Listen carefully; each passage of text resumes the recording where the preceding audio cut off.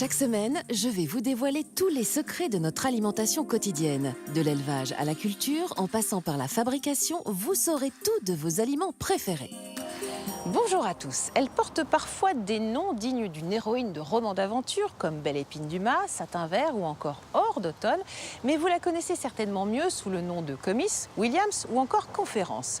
Originaire d'Asie centrale, la poire est un fruit qui est connu depuis la nuit des temps et c'est grâce à nos bons rois, comme Louis XIV, qui l'adorait, qu'elle a su trouver une place de choix dans le cœur des Français. Aujourd'hui, la production annuelle avoisine les 170 000 tonnes, ce qui lui vaut d'être considéré comme le 4e fruit le plus exploité, derrière la pomme, le melon et la pêche nectarine.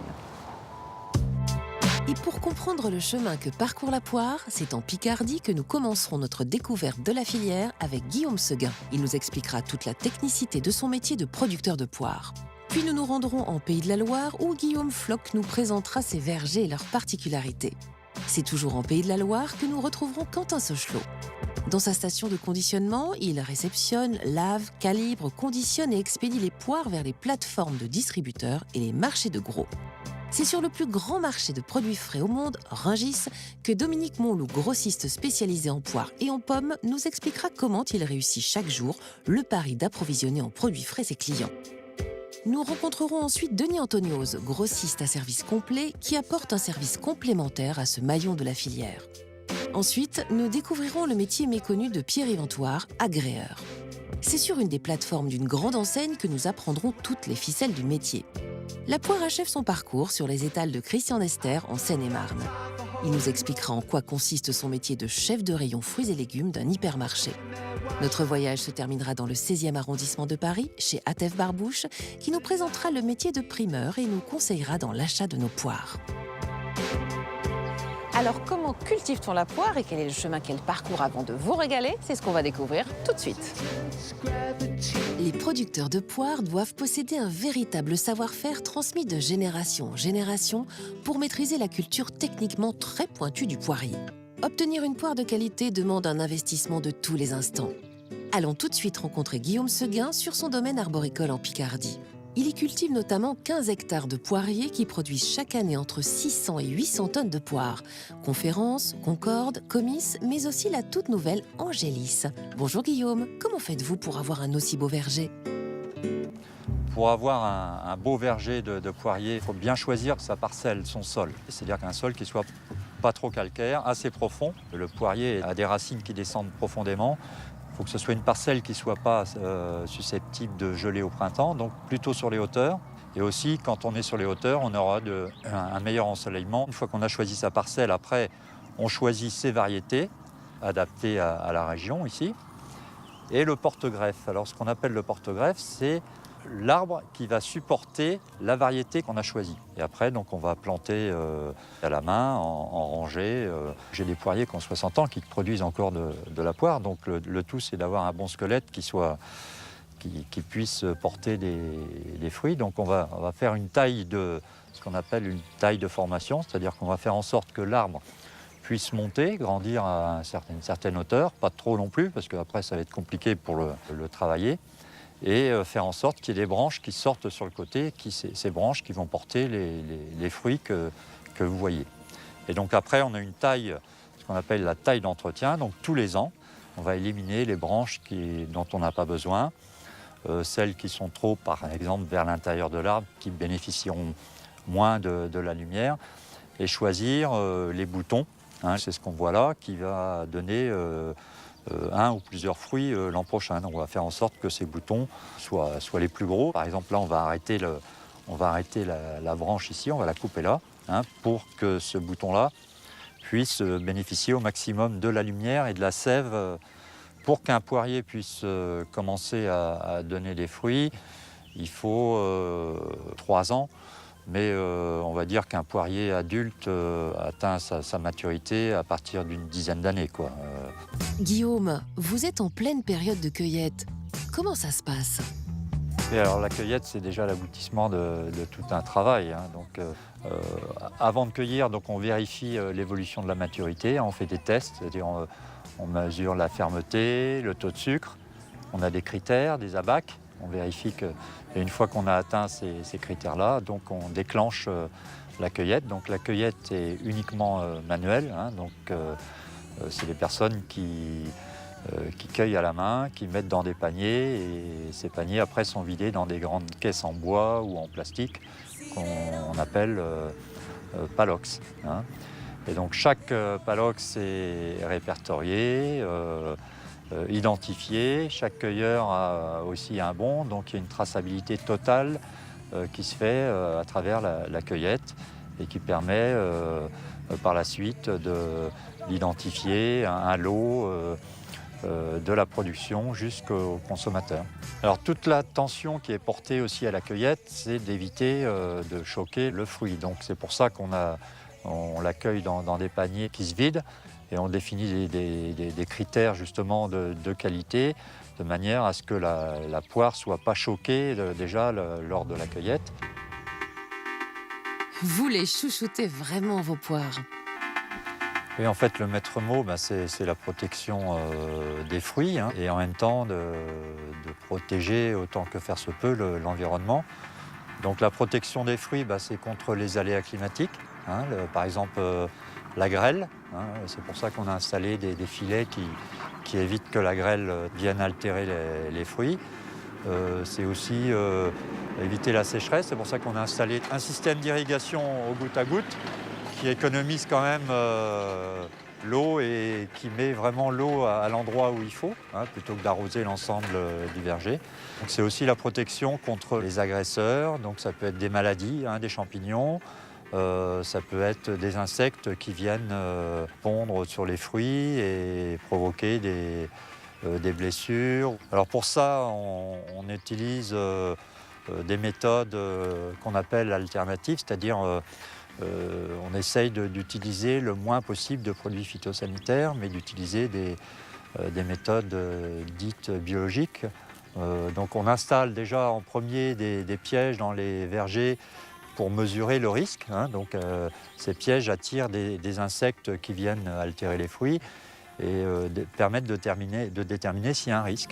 Il y a un insecte qui est très préjudiciable dans un verger de poirier, c'est le carpocaps. Donc c'est un papillon de nuit qui vient se reproduire et pondre sur les fruits. Ces œufs deviennent des vers et le ver va percer le fruit. Pour éviter ce problème-là, on installe dans le verger des diffuseurs. Ce sont des filaments comme on peut voir dans le haut de l'arbre. Ça émet des hormones qui perturbent la reproduction du papillon. Et le papillon donc, va se reproduire ailleurs et pas dans le verger. Autre système, maintenant, on évite de tondre, ce qui permet d'être un réservoir à insectes qui viennent aussi réguler les insectes susceptibles de faire des dégâts sur les vergers. La poire est disponible presque toute l'année sur les étals. Pourquoi ? La production de poire est une production très saisonnière, hein. Il y a la poire d'été qui arrive à maturité à partir de début août jusqu'au 15 août. C'est la William, c'est la Guyot. Après, il y a la poire d'automne, ce que vous avez ici, c'est-à-dire de la Conférence et de la Comice. Et après, on a ce qu'on appelle la poire d'hiver. C'est une poire qui arrive à maturité plutôt fin septembre, début octobre, et qui sera bonne à manger à partir du mois de décembre, janvier. Avant de partir, Guillaume tenait absolument à nous montrer sa nouvelle variété de poire. Oui, alors effectivement, je voulais vous montrer une innovation en poire, ce qui est quand même assez rare, puisque la majorité des variétés de poire aujourd'hui ont des siècles d'existence.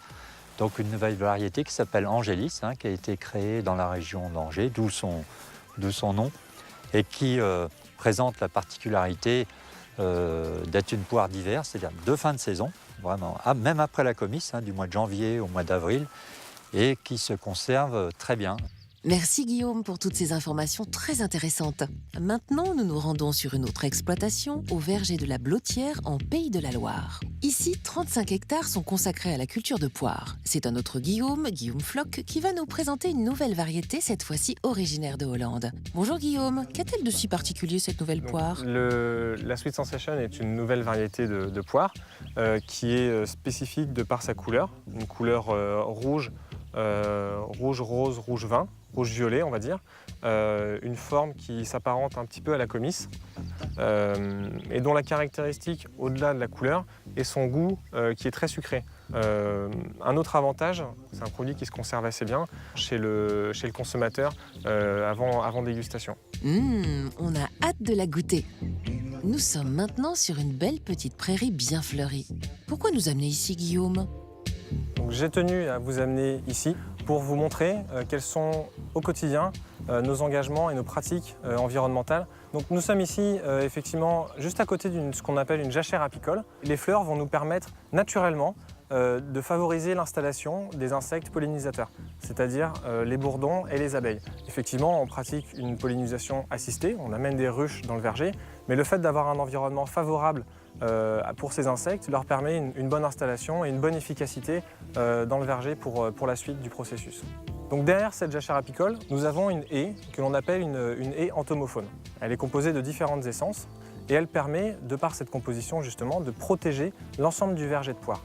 L'idée est d'attirer les ravageurs du verger dans cette haie avant que bourgeonnent les poiriers. Et de par ce fait, les ravageurs sont attirés dans la haie ainsi que leurs prédateurs naturels.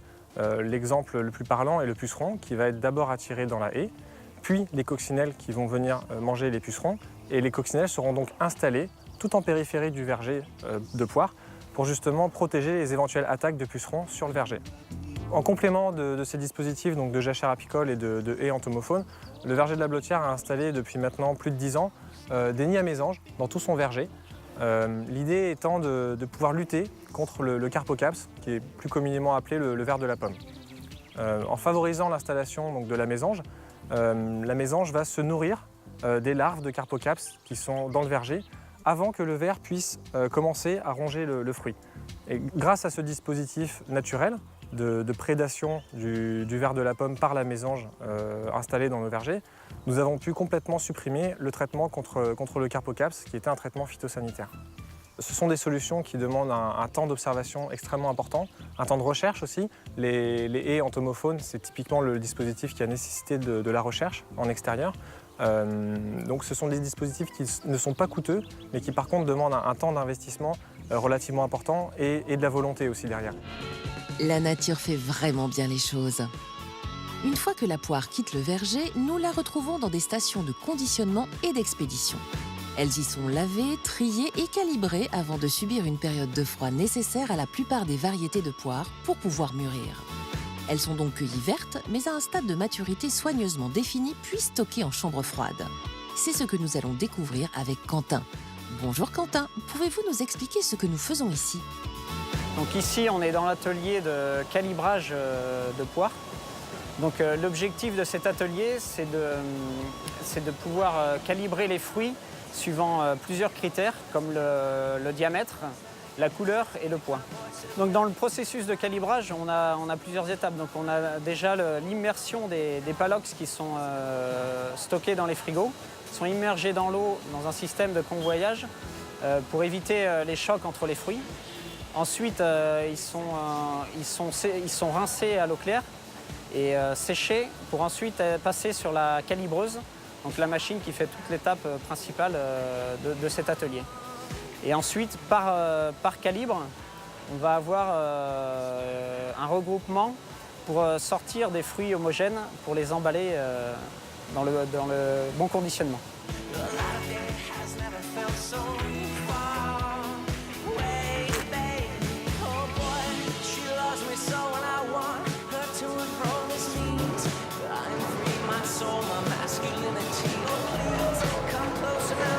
Donc là, on est dans une chambre froide, donc c'est la partie stockage. Donc il faut savoir que la poire a besoin de froid, donc ce stock a une température négative de -1. Après, il y a des spécificités suivant les variétés. Alors donc, il y a la première partie, c'est la conservation en tant que telle. Donc c'est là où on va chercher la température négative et une atmosphère contrôlée. Donc ça, c'est pour allonger la durée de conservation. Ensuite, on a la partie maturation du fruit. La poire est un fruit climactérique, c'est-à-dire qu'il va continuer de mûrir en dehors de l'arbre. Et pour enclencher cette maturation en dehors de l'arbre, la poire a besoin d'une période de mise au froid, ce qui va lui permettre, au niveau physiologique, d'évoluer et d'avoir un fruit plus sucré avec des arômes plus développés. Merci Quentin. Après le passage dans votre station, ces poires seront expédiées entre autres vers les plateformes de distributeurs et les marchés de gros ou exportées en Europe, en Asie et au Moyen-Orient. Mais avant, récapitulons. À ce stade, les poires sont produites, conditionnées et expédiées. Passons donc à l'étape suivante, les marchés de gros. En France, 1200 grossistes commercialisent chaque année 3,5 millions de tonnes de fruits et de légumes. Je me suis levée très tôt ce matin pour rencontrer à Rungis Dominique et Denis, tous deux grossistes mais proposant des services différents. Commençons avec Dominique, dont la société est spécialisée en poires et en pommes. Bonjour Dominique, quel est votre métier ? Je suis grossiste sur carreau, c'est-à-dire qu'à un endroit donné, là près de Paris, nous amenons de la marchandise pour les détaillants, pour les demi-grossistes qui vendent aux consommateurs. Donc notre métier est d'aller partout en production pour choisir de la marchandise. Beaucoup de travail se fait au téléphone quotidiennement, mais sinon nous allons aux différents endroits suivant les critères que nous avons définis et suivant le moment, l'endroit ou la qualité. On est là pour acheter les produits, les approvisionner, les faire venir quotidiennement sur Rungis. Donc tous les jours on a des arrivages, on n'a pas de stockage. L'important est tous les jours offrir la même qualité, avoir les mêmes variétés. Donc dans nos fournisseurs, on cherche beaucoup des fournisseurs qui ont une maîtrise de leur variété. Alors notre métier de grossiste sur carreau, c'est d'offrir quotidiennement la marchandise, de la faire venir ici et d'offrir à tous nos détaillants un certain choix. Donc voilà, tous les jours, on fait déjà une première sélection, suivant le niveau de qualité, suivant la taille des fruits et suivant la différence de prix. Donc, vous faites surtout de la vente. Alors avant la vente, il y a pas mal de travail quand même. Il y a l'approvisionnement, donc c'est l'achat le jour A, c'est-à-dire le lundi par exemple, pour un arrivage le mardi matin. Donc on a réception de la marchandise et après on l'a mise en étalage. Les clients viennent, soit on a des commandes au téléphone et les clients viennent, choisissent, passent les commandes. On prépare, on pèse, on choisit avec eux le stade de maturité qu'ils préfèrent.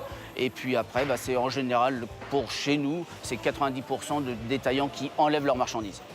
Nous sommes début septembre, Dominique. Pouvez-vous nous montrer les variétés que vous commercialisez ? Alors ici, on commence, c'est de la Guyot.